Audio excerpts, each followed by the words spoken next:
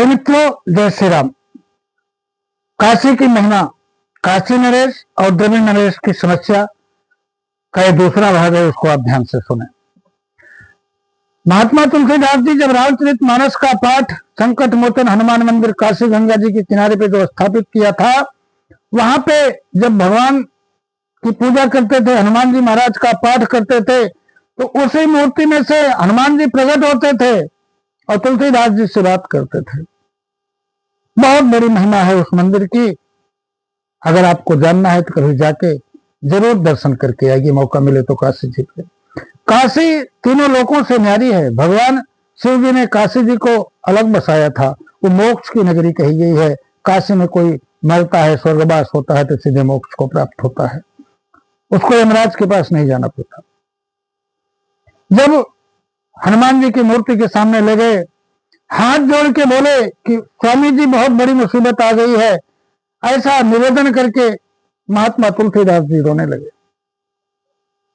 कुछ देर पूजन अनुनय विनय करने के बाद मंदिर में आवाज आई कि तुलसी, क्या परेशानी हो गई, आप क्यों इतना रो रहे हो, क्यों विह्वल हो, आप हमसे बताइए।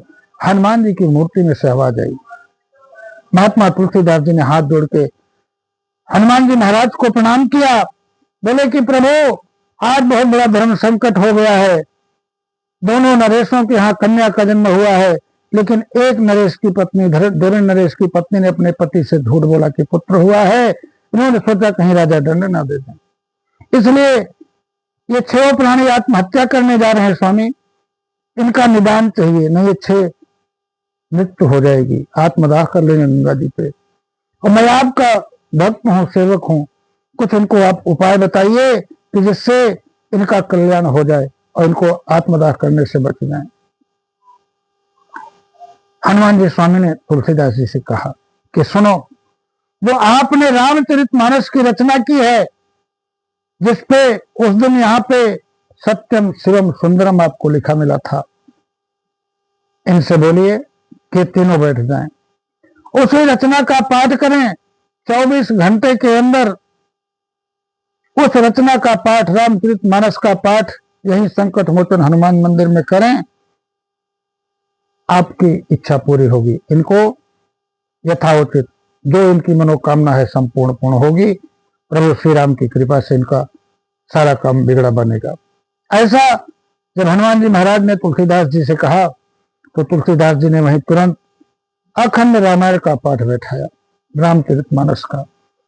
काशी नरेश की पत्नी और उनकी पुत्री, द्रविड़ नरेश की पत्नी और उनकी पुत्री, वहीं पे रामचरितमानस का अखंड पाठ किया। 23.5 घंटे में उन्होंने पूरा पाठ कर लिया। पाठ खत्म होते होते द्रविड़ नरेश की कन्या खड़ी हो गई और अपने पिताजी से, माताजी से बोली कि माताजी, मेरे शरीर में अंगों का बहुत बड़ा परिवर्तन हो गया है। देखते देखते वह कन्या के रूप में न होके पुरुष के रूप में हो गई, पुत्र की रूप आकृति धारण की, और सबने वहीं भगवान का पूजन और प्रणाम किया, प्रसाद ग्रहण किया, यज्ञ हवन किया और अपने घर गए। 6 प्राणी आत्मदाह करने से बच गए और काशी नरेश ने अपनी कन्या की शादी द्रविड़ नरेश के पुत्री, जो बाद में पुत्र हो गया, भगवान हनुमान जी स्वामी जी के महाराज से, उसके साथ अपने कन्या का वहीं पे विवाह किया। तब से जब कोई भी शुभ मांगलिक काम होता है, आप लोगों ने गांव में देखा होगा, बच्चे की तिलक हो, सगाई हो, लला पैदा हुआ हो या मकान बना हो, लोग अखंड रामचरितमानस का पाठ करवाते हैं। तब से महिमा शुरू हुई कि कोई भी शुभ काम करने से पहले रामचरितमानस का, रामायण का पाठ कराया जाए। जब काशी नरेश की इतनी बड़ी समस्या का समाधान हो गया, तो हमारी भी जो भी मुसीबत हुई, जो हमारे कुछ अशुभ कर्म होंगे, सब ठीक हो जाएंगे। लेकिन कुछ मूर्ख हमारे भारत में पैदा हो गए हैं। ऐसे विलक्षण संत को ऐसी शब्दों से बोलते हैं जिनको शायद भगवान भी माफ नहीं करेगा। वो संत, जिस संत को, तुलसीदास जी को, गोस्वामी जी को इस तरह जिस भाषा में लोग प्रयोग करते हैं, समझ लेना कि उनका भविष्य अंधकार में है।